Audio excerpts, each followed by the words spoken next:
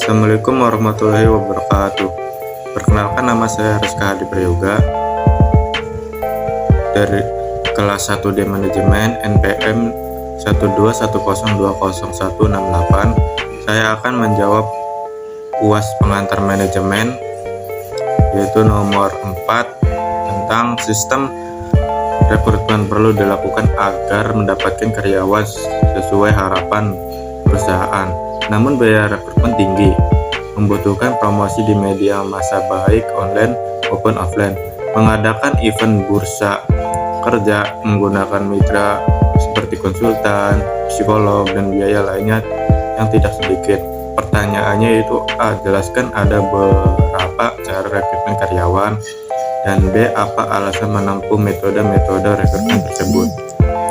Jawabannya adalah yang A. Tahap 1. Identifikasi jenis pekerjaan. Kumpulkan informasi tentang sifat dan jenis pekerjaan, terutama untuk posisi baru yang belum pernah ada. Sebelumnya di organisasi, Anda buatlah lebih jelas segala hal yang akan dilakukan karyawan ke depan dan bagaimana peran tersebut mendukung pencapaian tujuan organisasi. Pikirkan tentang konten yang meliputi tugas dalam pekerjaan tersebut, output pekerjaan yang diminta, kesesuaian peran dengan organisasi, keterampilan yang dibutuhkan untuk menjalankan peran. Tahap kedua itu membuka deskripsi pekerjaan. Ini merupakan tahapan rekrutmen yang penting, di mana Anda harus menguraikan gambaran pekerjaan dan kriteria yang diperlukan untuk seleksi kandidat. Anda juga perlu mengidentifikasi kompetensi yang dibutuhkan untuk menjalankan peran yang Anda cari, termasuk keterampilan, bakat, pengetahuan, dan pengalaman. Kualifikasi yang perlu dilakukan untuk melakukan pekerjaan, kecuali kandidat direkrut berdasarkan potensi yang masa depan, misalnya fresh graduate. Kualitas pribadi yang relevan dengan pekerjaan, seperti kemampuan untuk bekerja dalam tim, kepemimpinan, dan komunikasi. Tahap ketiga yaitu mencari kandidat. Mencari kandidat dapat dilakukan dengan dua metode, yaitu pencarian internal dan eksternal. Metode internal meliputi referensi dari staf pencarian, suksesi, dan perekrutan sekunder. Sebelum mencari dari luar, penting bagi Anda untuk tidak melupakan kumpulan bakat internal organisasi. Memberikan kesempatan pertama pada karyawan Anda untuk mengembangkan dan kemajuan karir dapat meningkatkan motivasi mereka sekaligus menaikkan referensi karyawan. Sedangkan metode eksternal memberi Anda banyak pilihan talent dari luar organisasi. Anda dapat menarik mereka melalui rekrutmen online, iklan media, dan jaringan. Iklan lowongan kerja masih menjadi cara paling populer untuk menjaring kandidat lebih banyak. Iklan harus jelas dan benar-benar menggambarkan pekerjaan serta menggunakan visual dan kata-kata positif. Untuk menarik pelamar, iklan harus menunjukkan persyaratan pekerjaan, kriteria yang diinginkan, lokasi pekerjaan, paket kompensasi, masa kerja, misalnya durasi kontrak, informasi cara mendaftar. Tahap keempat itu mengelola aplikasi. Ada dua format utama aplikasi yang bisa digunakan untuk scanning awal oleh HR, yaitu kurikulum vitae atau CV, dan resume, dan formulir lamaran kerja. Keduanya bisa dalam bentuk fisik kertas atau file elektronik. Formulir aplikasi merupakan cara mengumpulkan dan menyusun informasi pelamar dalam format yang konsisten. Dengan data yang sistematis, rekruter lebih mudah dalam penilaian secara objektif mengenai kesesuaian kandidat dengan jenis pekerjaan yang dibutuhkan. Sedangkan CV atau resume dibuat tanpa format yang konsisten. Setiap pelamar punya cara sendiri menulis CV dan tidak memiliki batasan dalam memasukkan informasi. Seringnya beberapa kandidat menyertakan materi yang tidak relevan, sehingga membuat penilaian lebih sulit dibanding penilaian pada form aplikasi. Tahap kelima itu memilih kandidat.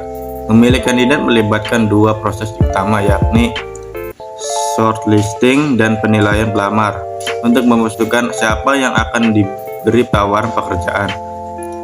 Shortlisting sangat tergantung pada jumlah kandidat. Saat memutuskan siapa yang akan dipilih, Anda dapat membuat daftar kriteria menggunakan aplikasi pekerjaan dan profil karyawan. Setiap aplikasi kemudian dinilai sesuai dengan standar ini. Anda dapat menggunakan beragam metode untuk menilai kualitas kandidat. Metode penilaian yang umum meliputi wawancara umum, wawancara berbasis kompetensi, demonstrasi, dan presentasi. Tahap ke-6 yaitu membuat kontrak. Tawaran pekerjaan harus selalu dibuat secara tertulis. Tetapi penting diingat bahwa tawaran pekerjaan secara lisan dalam wawancara yang disetujui oleh kandidat juga mengikat secara hukum.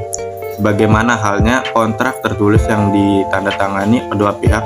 Jika kebijakan perekrutan membutuhkan referensi, Anda mesti membuat aturan yang jelas kapan referensi digunakan. Dalam proses rekrutmen, terutama jenis referensi apa yang diperlukan, misalkan dari mantan pemberi kerja, aturan-aturan ini harus diterapkan secara konsisten. Yang terakhir yaitu ada tahap induksi. Induksi merupakan bagian penting dari proses rekrutmen, baik untuk pemberi kerja maupun karyawan baru. Induksi adalah program orientasi untuk kandidat yang telah direkrut dan ditempatkan dalam peran barunya, yang meliputi garis besar yang jelas tentang persyaratan pekerjaan peran, orientasi terhadap lokasi dan fasilitas tempat kerja, orientasi terhadap film kerja, nilai dan budaya organisasi. Jika Anda tidak punya waktu untuk membuat tahapan yang optimal seperti di atas, Anda dapat menyerahkan rekrutmen karyawan kepada Glitch Talent Hunt. Tim rekrut profesional akan bekerja untuk Anda dalam menemukan kandidat terbaik untuk peran yang Anda cari. Glitch membuat Anda menyingkat proses rekrutmen dengan database puluhan ribu top talent. Tim talent hunt hanya perlu menyaring dan mencocokkan kandidat sesuai kriteria yang Anda inginkan dengan teknologi HR. Dalam waktu 2-3 minggu, Anda akan memperoleh rekomendasi beberapa top talent untuk Anda wawancara. Glitch memberi Anda garansi 90 hari dengan biaya rekrutmen yang rendah dan waktu yang singkat. Platform rekrutmen digital terbaik di Indonesia ini membantu Anda membangun tim tanpa repot. Anda tetap dapat fokus pada bisnis ketimbang membuang waktu dan biaya untuk mencari kandidat yang hasilnya belum tentu memuaskan.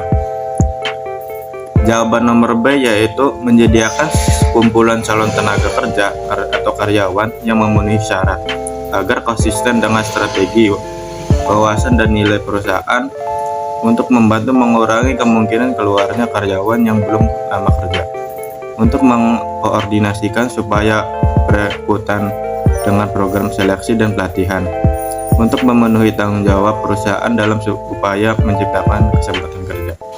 Itu saja dari saya. Sekian dan terima kasih.